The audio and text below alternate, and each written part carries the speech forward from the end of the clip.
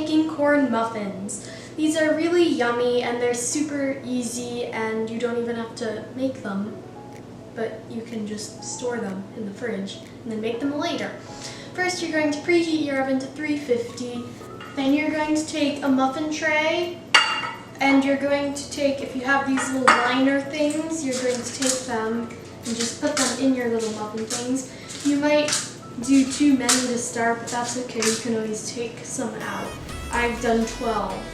Then you can set those off to the side. Next you're going to take a bowl and you're going to measure out 1 1/4 cups flour.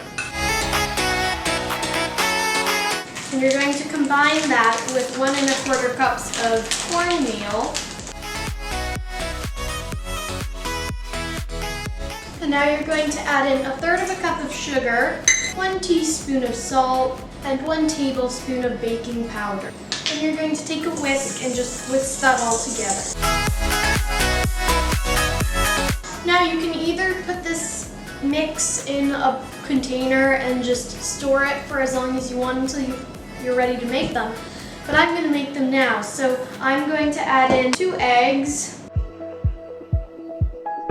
1 1/2 cups of milk, this should not be skim, and 6 tablespoons of melted butter. Then you're going to whisk that all together.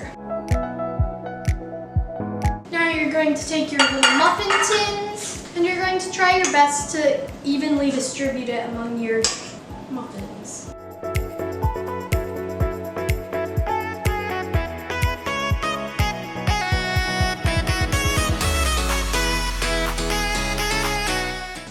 Put these in the oven for 18 to 20 minutes and I will be back when they come out.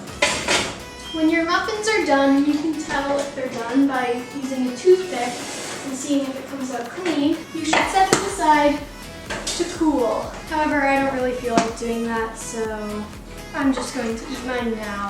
So you should take your little wrapper off if you used a wrapper. It's going to be sticky if you're eating it so hot, like I am, but you should probably let it cool. Okay, so since this is so hot, it actually doesn't even look like it's cooked, but don't worry, it is. It was just so sticky that it mostly stuck to this. But now you can eat it. So you can either eat this plain, or you can eat it with butter if you like that. And it's really delicious, and it only takes like 5 minutes to make, other than baking it. So hopefully you enjoy this. Thanks for watching, and I'll see you next time.